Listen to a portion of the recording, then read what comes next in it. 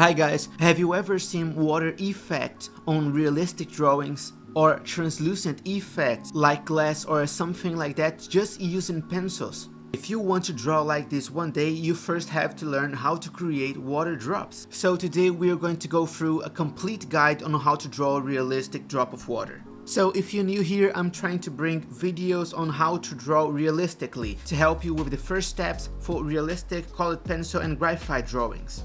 In the last video I showed you how to create a realistic eye using colored pencils, and before that how to create realistic fur. So if you want to watch these videos, I'll leave the link here in the description. And if you don't know me, I'm Lino. I'm a graphite and colored pencil drawing artist from Brazil, and I've created this channel here to help you to learn how to create realistic drawings using graphite and also using colored pencils. So if you like realistic drawings, subscribe to the channel, give this video a like, and tell me here in the comment sections what do you want for the next video. And I think that's it. Let's go straight to the video. To start, I'm going to use a HB pencil to create a layer in this whole area, as I'm planning to create high contrasted details, white and black details, so I want to create this mid-tone on the paper, sort of a toned paper. By doing this, our drawing is going to pop more. Just repeat the steps you see in the video. Just take a look how I'm creating the lines for our layer. I'm trying not to connect them in the center of the paper, just to avoid messing up our layer. So try to create a continuous line from the top straight to the bottom. And of course, it's going to make it easier for us to mix the graphite in the blending process. Alright, that's cool. Now that we've created our layer, we have to mix it. We have to mix the graphite. And for this, I got here a toilet paper, but you can use a tissue or a cloth to do this process of mixing the graphite. Once you start smudging the layer, keep in mind that you have to be patient, because it takes time until that we get a smooth look. And try to analyze where the pencil are still showing through to get back in there and smooth again. Now I'll get my stick eraser and fix some dirty points. And the stick eraser that I'm using is the Tombow Mono Eraser 2.3 millimeters. Now that we've cleaned up this whole area, let's get back to the paper, but this time using the pencil again to create the sketch outlines for the water drops. For this, I'm going to be using the H pencil, but you can use the HB pencil or any other lighter pencil that you have on hand. For the sketch outline, I'm going to create a circle, but you don't have to create a perfect circle. Usually, water drops don't have a regular shape. So I don't like to create lots and lots of layers, so I do the black details as black as it gets since the beginning of the draw. So for this, I'm going to be using the 4B pencil. So the first thing I'm gonna do is to create a dark shape, sort of a moon, on the left side of the circle. Just repeat the steps exactly how I'm doing.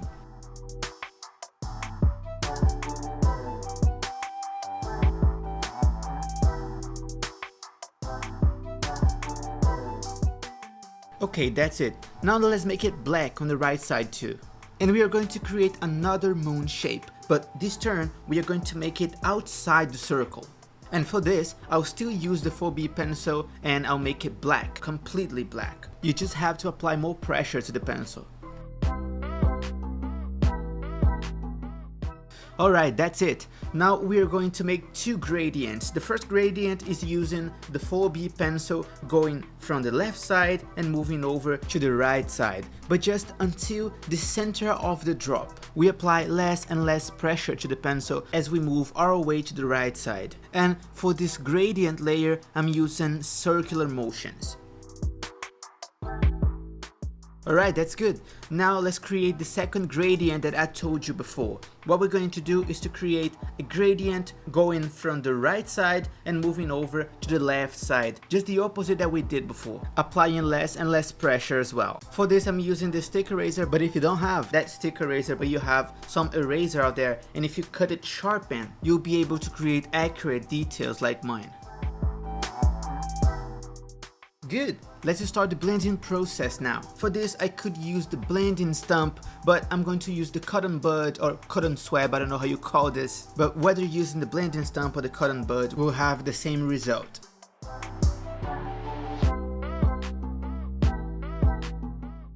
Alright, that's it. Now if you pay attention, that detail that we did, that black detail, that shadow outside the circle, there is a harsh cutoff point between the black detail and the paper around it, or the paper on the background. So what I'm gonna do is just to create a smooth transition between them using the same 4B pencil. Alright, that's it. Now I'm going to smooth it even more, but this time blending, mixing the graphite using the cotton bud, but only in the center areas, avoiding the corners.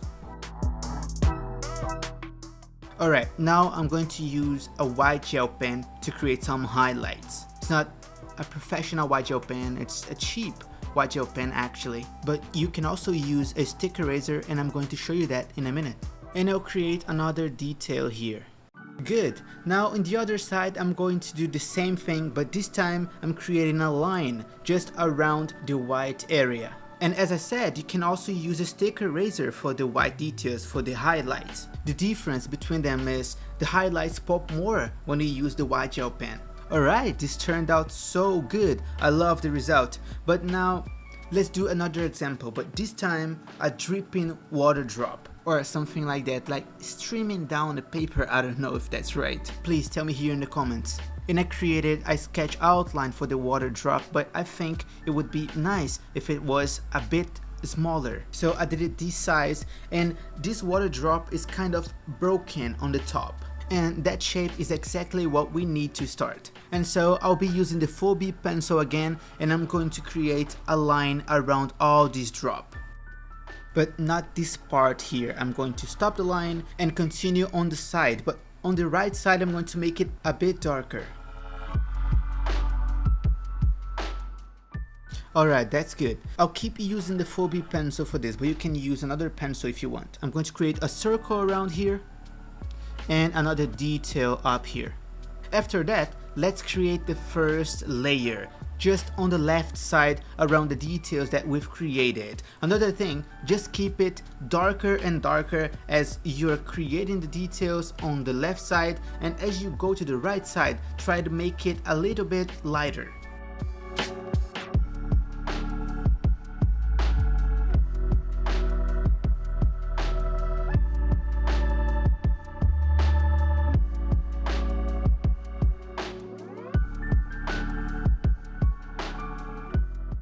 Alright, now that we have the dark tone established within the water drop, let's create a dark shadow on the right side, exactly as we did in our first example.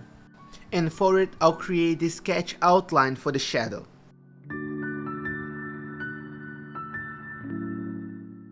And we are going to have a bright detail just here, because the light goes through the water and project on the surface. Okay, now let's create an intense dark black for the shadow, and also creating a gradient as we go near to the highlight. Alright, that's it. Now let's continue on the other side.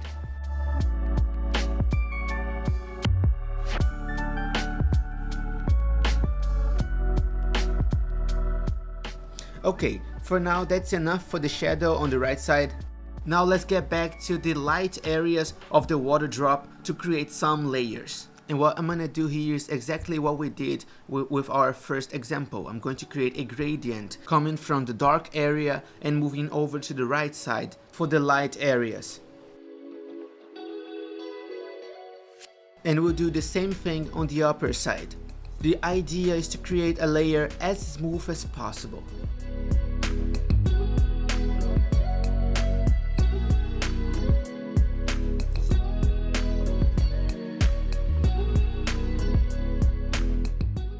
Okay, now let's start mixing the graphite. I'll use the cotton bud for this again, exactly as we did. I'll use circular motions for this, and for blend, I always move my way from the dark to the light areas, because doing it from light to dark is much difficult to control the blending process.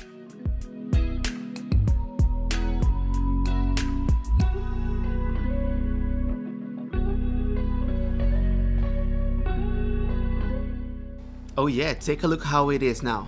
Now using my stick eraser, I'm going to create the highlights that I need in the lightest area of the water drop.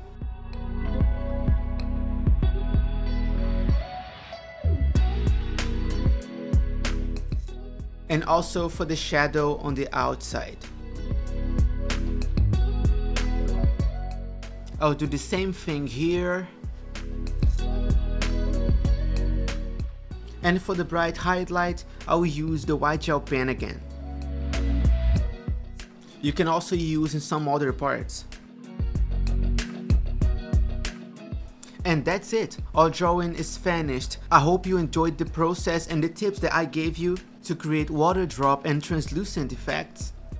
And if you want to create more detailed drawings like water effect, glass effect and translucent effect, all you have to do is to practice more, or you can take a look on the first link of the description below. So that's it guys, I hope you enjoyed the video. I'm planning to bring so many other videos, so tell me here in the comments what would you like to learn for the next video, and I'll see you soon. Bye guys.